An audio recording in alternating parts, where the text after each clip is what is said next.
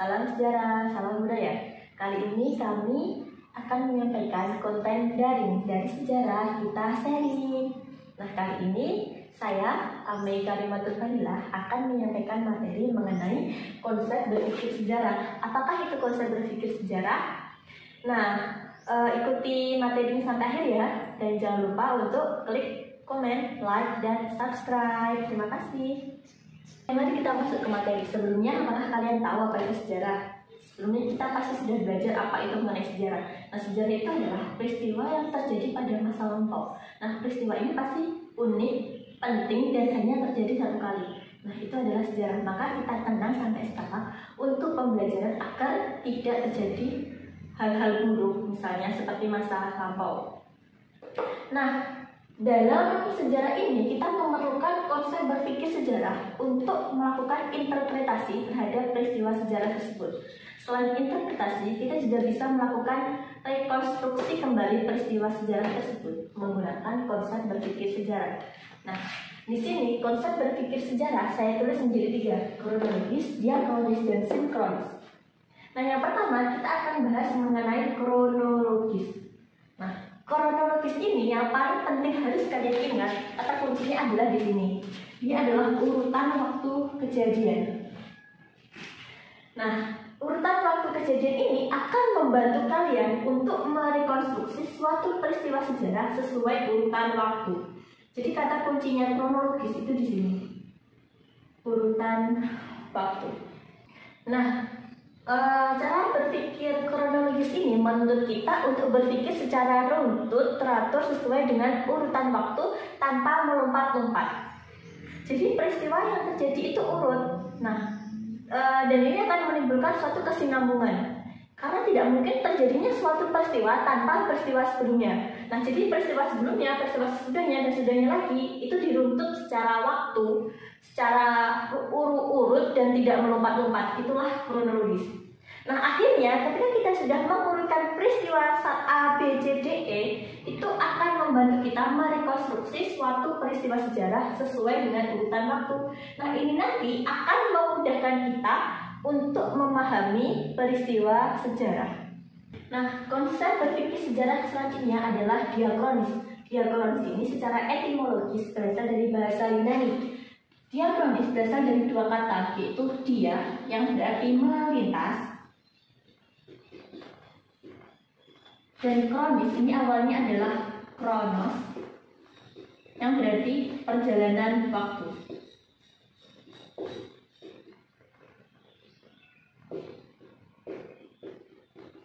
Dari pengertian etimologis ini bisa kita definisikan konsep berpikir diakronis adalah peristiwa yang dalam prosesnya mengalami perjalanan waktu. Kenapa waktu? Karena subjek dalam sejarah itu selalu berhubungan dengan sudut pandang waktu. Nah, karena kan kita ingat bahwa unsur sejarah itu ada 3, manusia, ruang, dan waktu. Nah, dalam diakronis ini dia konsepnya fokus kepada perjalanan waktu. Nah, tentunya kalau kalian kata kunci yang sangat mudah untuk memahami diakronis itu di sini. Diakronis itu memanjang dalam waktu dan menyempit dalam ruang. Nah, tentunya peristiwa sejarah itu tidak bisa berdiri sendiri. Pasti ada yang namanya sebab akibat atau kausalitas ini.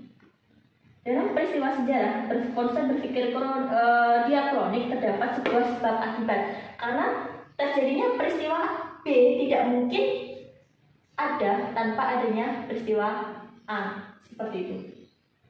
Karena dia memanjang dalam waktu, jadi yang dijelaskan itu cuma runtutan waktunya saja tanpa membahas mengenai konsep ekonomi, sosial, dan sebagainya dalam suatu peristiwa. Nah, intinya jadi pola berpikir diakronis ini sangat mementingkan proses terjadinya sebuah peristiwa. Dia konsepnya di sini. Kita ingat, kita ulang, kata kuncinya itu dalam memanjang dalam waktu, menyempit dalam ruang. Konsep berpikir yang selanjutnya adalah sinkronis. Konsep berpikir sinkronis ini dia akan mengabaikan aspek perkembangannya dan dia akan fokus pada aspek ruang dari suatu peristiwa. Jadi dia di sini fokusnya ini. Dia melebar dalam ruang dan menyempit dalam waktu. Saya tulis di sini dia fokus kepada ruang suatu peristiwa.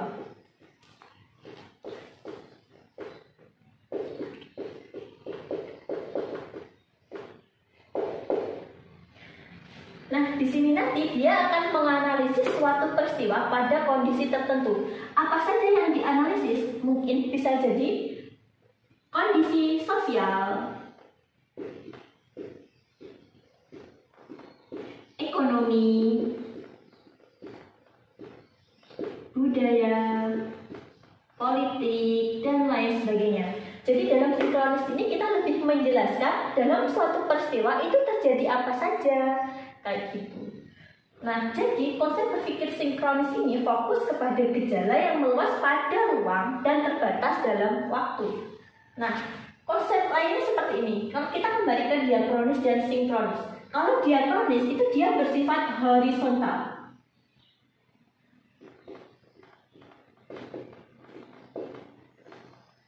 Nah, kalau yang sinkronis dia bersifat vertikal.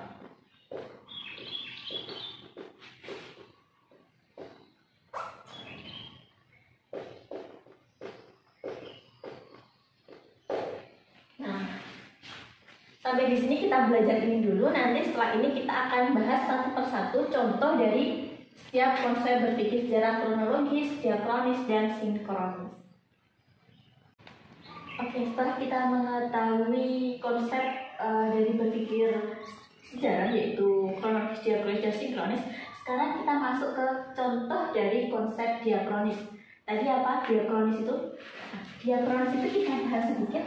Dia kata kuncinya adalah memanjang dalam waktu.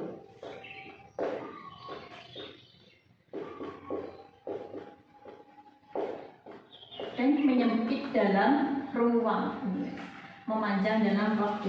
Nah, contohnya kita pakai peristiwa sekitar proklamasi. Peristiwa sekitar proklamasi, jika saya tulis dalam bentuk timeline seperti ini berarti kita sudah menggunakan konsep diakronis. Secara tidak langsung ini merupakan konsep diakronis.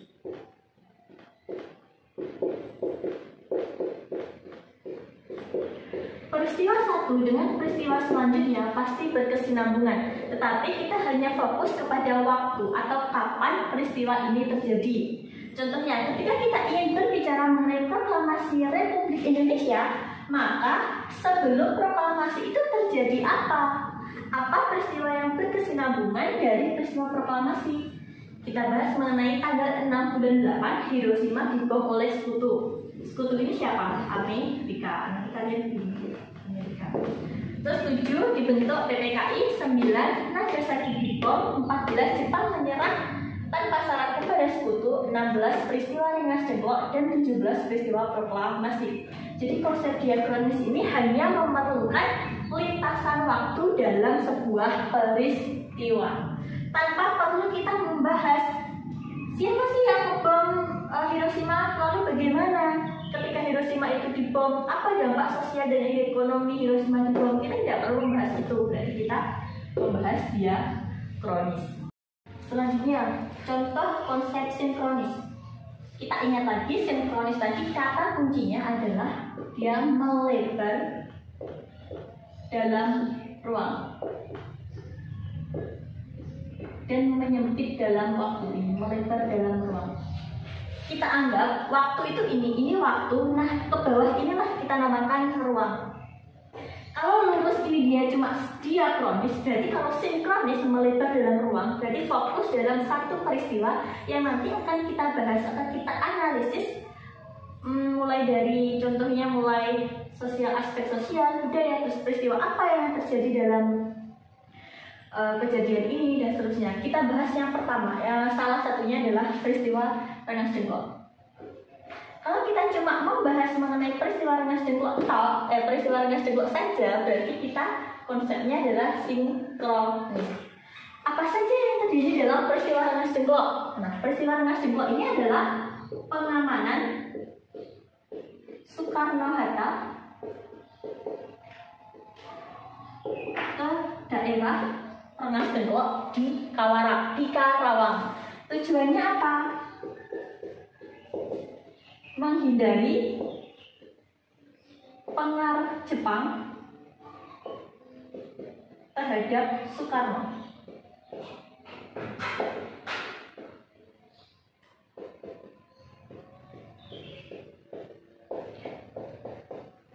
Nah, seperti ini. Jadi jika kita membahas peristiwa Rengas Dengklok apa saja yang terjadi dalam peristiwa Rengas Dengklok, ini berarti kita sinkronis.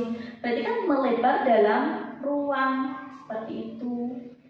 Nah, bisa dipahami ya perbedaan antara sinkronis dan diakronis. Setelah kita memahami konsep berpikir sejarah, mulai dari kronologis, diakronis, sampai sinkronis. Nah, untuk mengevaluasi pemahaman kalian mengenai konsep berpikir sejarah ini, maka silahkan dikerjakan tugasnya. Saya hanya meminta kalian untuk membuat sebuah contoh mengenai peristiwa yang kalian menggunakan konsep berpikir diakronik dan membuat contoh konsep yang berpikir sinkronik. Silahkan ditulis di kolom komentar, sertakan nama kalian ya. Nah, mungkin cukup sampai di sini materi yang saya sampaikan.